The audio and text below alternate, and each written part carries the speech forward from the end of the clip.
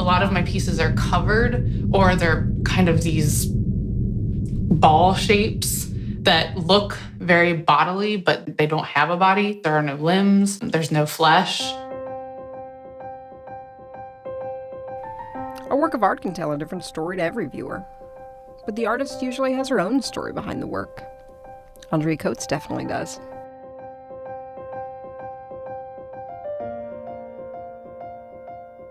When I was young, I was a ballerina, was kind of always on a stage in a way, and my dad would take me to this place in Covington, Kentucky that sold wigs and masks and costumes. So every now and then that was the treat to go buy a new wig. And at the time I didn't really consider that as leading into my art practice, but definitely now as an adult, I see that as an influence. I see them as self-portraits, just because, like I said, they come from my life experiences. So, for example, like the piece that's covered, I've got a lot of necklaces. Actually, all those necklaces were my grandmother's. A few are mine. So there's this element of, again, like bringing back that moment in photography that's no longer there. Now I'm bringing in an actual object that was owned by someone in my family that's no longer here.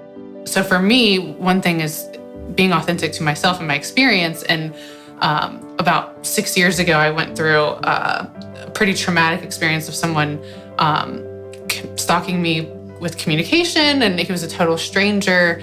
And it was one of those things where I was always an outgoing person, and with social media happening around the same time, having photos everywhere. So I went through this period where I took all of my social media down. I took any photo that had my face in it, gone.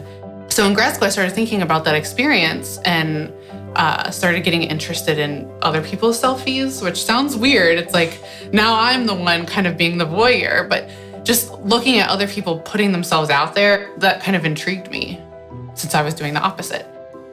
So I made this series of prints that basically were from other people's selfies, but I covered them up. So it was kind of like me wanting to put myself out there, but also just completely covering up and not wanting to be seen. Kind of getting back to the social media aspect, people curate their lives on social media. It's like a certain kind of version of a reality that you present yourself. And thinking along those lines with fashion photography too, and advertising photography, it's like nothing's really real. I became interested in kind of creating my own version of that in a way. So I would take these photos of different hair, my grandmother's necklaces, different fabric that I own, and slice them up and collage them together into something that doesn't exist. So the photographs that you see, my photo collages, are not real. They're photos, but since they're 10 different photos collaged into one image, it's like a version of a reality. I have never had the intention of selling my work. So for me, success is knowing that I feel good about what I'm making, that I'm not confused by what I'm making, because I've definitely been there when I've been making things and just looking at the result and just it doesn't click with what I'm feeling. So when what I'm making and the end result, I feel good about it, it feels authentic, to me, that's what success is.